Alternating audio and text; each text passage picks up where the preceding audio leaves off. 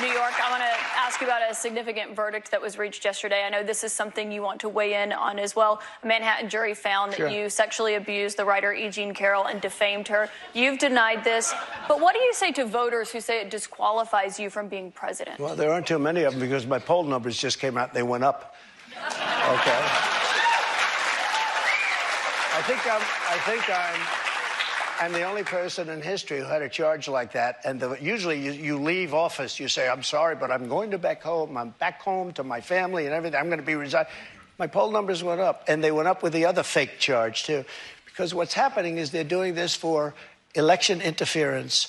This woman, I don't know her. I never met her. I have no idea who she is. I had a picture taken years ago with her and her husband, nice guy, John Johnson. He was a newscaster, a very nice man. She called him an ape. Happens to be African-American. Called him an ape. The judge wouldn't allow us to put that in. Her dog or her cat was named Vagina. The judge wouldn't allow to put that in. All of these things. But with her, they can put in anything. Access, Hollywood, this was a jury of 9 people who found you liable of sexual abuse. Do you think that will deter women from voting for you? No, I don't think so, because I think the whole thing, just so you understand, ready?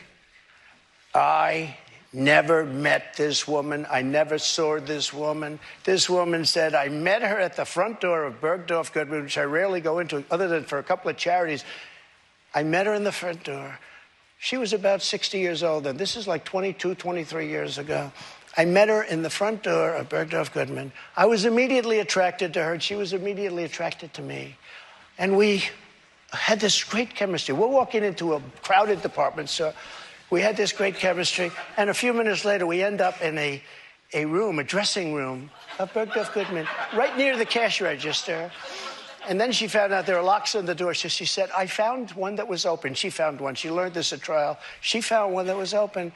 What kind of a woman meets somebody and brings them up, and within minutes, you're playing hanky-panky in a dressing room, okay?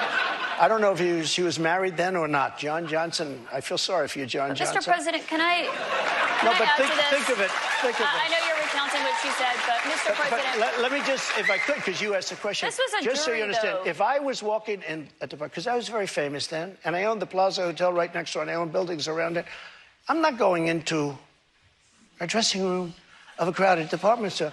Then I say, if she was being raped, and by the way, they said she wasn't raped. Okay, that was her charge. She wasn't. They found that you sexually abused her. What? Say what? They did. They said he didn't rape her, and I didn't do anything else either. You know what? Because I have no idea who the hell she is. But Mr. President, I don't know who this woman can I is. ask you, given your recounting your version? I don't know who, and I tell you this. But Mr. President, are you ready? can I swear ask on you my because... children, which I'd never do. I have no idea who this woman. This is a fake story, made up story. We had a horrible Clinton-appointed judge. He was horrible. He allowed her to put everything in. He allowed us to put nothing in. Mr. President, this is a you're fake recounting your version story. of events here right now to the audience. You referenced the trial. You did not go to the trial and actually testify. Do you wish that you had testified? No, it wouldn't have made a difference. This was a rigged deal. This was my lawyer said, sir, you don't have to do it. I actually said, I think I should. It would be respectful. They said, sir, don't do it. This is a fake story, and you don't want to give it credibility. That's why I didn't go. One thing you did do in this.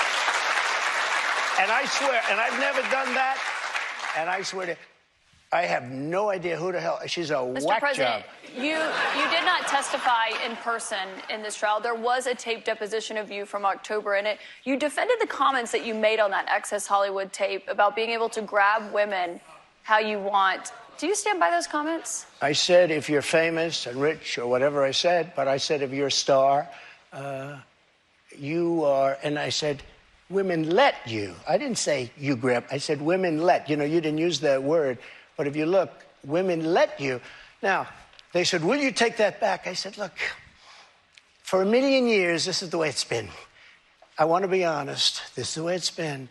I can take it back if you'd like to, but if you're a famous person, if you're a star, and I'm not referring to myself, I'm saying people that are famous, people that are you were stars, asked in the deposition, people that are rich, to be a star, people that are yes. powerful, they tend to do pretty well in a lot of different ways, okay?